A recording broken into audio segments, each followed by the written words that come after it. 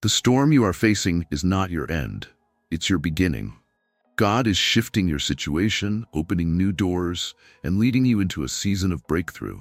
C.S. Lewis once said, "There are far, far better things ahead than any we leave behind." Your storm is ending. Are you ready for what's next? Storms in life are inevitable, but they do not define your destiny. They refine it.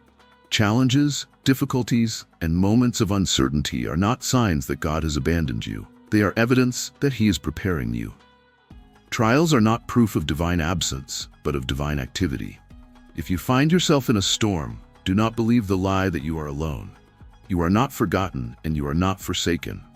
Hardships often precede breakthroughs, and darkness comes before dawn. C.S. Lewis once said, "Hardships often prepare ordinary people for an extraordinary destiny." What you are facing now is not meant to break you, it is meant to build you. The very pressure that seems unbearable is shaping you into who you are meant to be. Think of how diamonds are formed under pressure, how gold is refined in fire, how strong trees develop deep roots through enduring strong winds. Without resistance, there is no growth. Without storms, there is no strengthening. Scripture affirms this truth over and over again.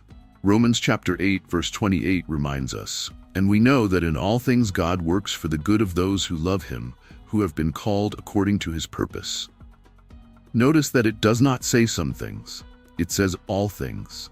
Even the struggles, the setbacks, the disappointments, and the painful moments, all things are working together for your good. You may not see it yet, but God is orchestrating something beyond your understanding. Faith does not mean the absence of storms. It means trusting God through them. Jesus Himself warned in John chapter 16, verse 33, "In this world you will have trouble. But take heart, I have overcome the world." The presence of a storm does not indicate the absence of God. When the disciples were caught in a raging storm on the Sea of Galilee, Jesus was with them. He was not alarmed, He was in control. When they panicked, He calmed the storm with a word. Your storm is not greater than your God. The waves may be high, but He walks on them. The wind may be strong, but He commands it. The night may be dark, but He is the light. Fear may whisper that this is the end, but faith declares that this is only the beginning. What you see as a breakdown, God sees as a breakthrough in the making. C.S. Lewis captured this paradox when he wrote, "We are not necessarily doubting that God will do the best for us. We are wondering how painful the best will turn out to be." Trusting God means surrendering even when the path is unclear. It means believing that the pain of today is the preparation for the purpose of tomorrow. You may feel like everything is against you, but what if everything is actually aligning for you? Joseph was betrayed by his brothers, thrown into a pit, sold into slavery, falsely accused and imprisoned. Every step seemed to take him further from his destiny, yet each moment was leading him closer to it. In Genesis chapter 50, verse 20, Joseph told his brothers, "You intended to harm me, but God intended it for good." God does not waste pain. He does not allow suffering without purpose. He does not lead you into storms without providing a way through them. Isaiah chapter 43, verse 19 declares, "See, I am doing a new thing. Now it springs up, do you not perceive it? I am making a way in the wilderness and streams in the wasteland."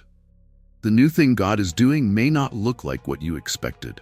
The way He is making may not be the path you planned. The breakthrough may come in a way you never imagined.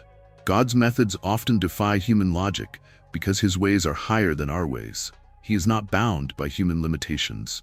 What seems impossible to man is merely an opportunity for God to reveal His limitless power. C.S. Lewis once wrote, "Miracles are a retelling in small letters of the very same story, which is written across the whole world in letters too large for some of us to see." What you see as a single event in your life is part of a much greater story. What you perceive as delay is actually divine timing. What you feel as struggle is actually strategy. Storms are temporary, but God's promises are eternal.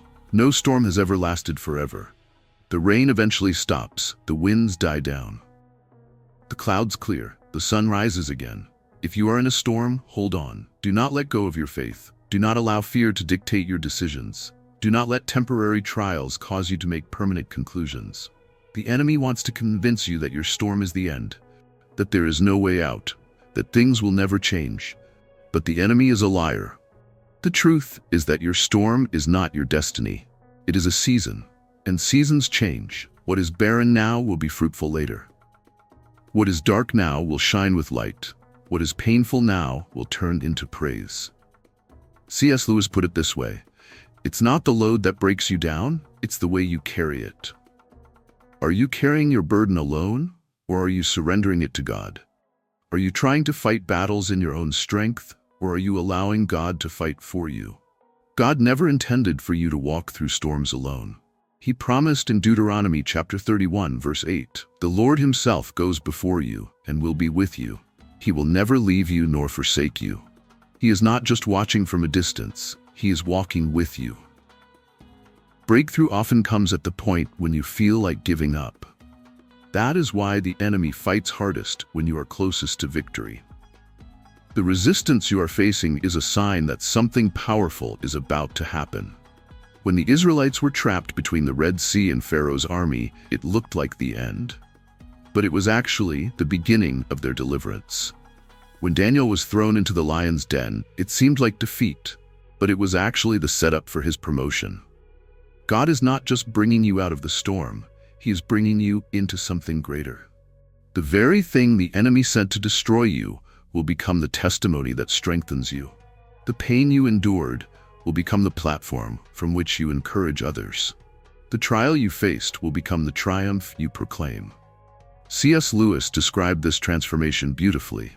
Imagine yourself as a living house. God comes in to rebuild that house. At first, perhaps, you can understand what he is doing, but presently, he starts knocking the house about in a way that hurts abominably. What on earth is he up to? The explanation is that he is building quite a different house from the one you thought of. You thought you were being built into something small and safe, but God is constructing something beyond what you envisioned. He is expanding, strengthening, and preparing you for something greater. The process may be painful, but the result will be glorious. Your storm is not the end of your story. God is about to do something new. He is about to restore what was lost, to redeem what was broken, to open doors that were shut. The suffering you endured will not be wasted. The tears you cried were seen by God. The prayers you whispered in desperation did not go unheard. C.S. Lewis once said, "There are far, far better things ahead than any we leave behind." What lies ahead is greater than what you have left behind. Your best days are not behind you, they are before you. Your storm is ending, your breakthrough is near, your testimony is being written.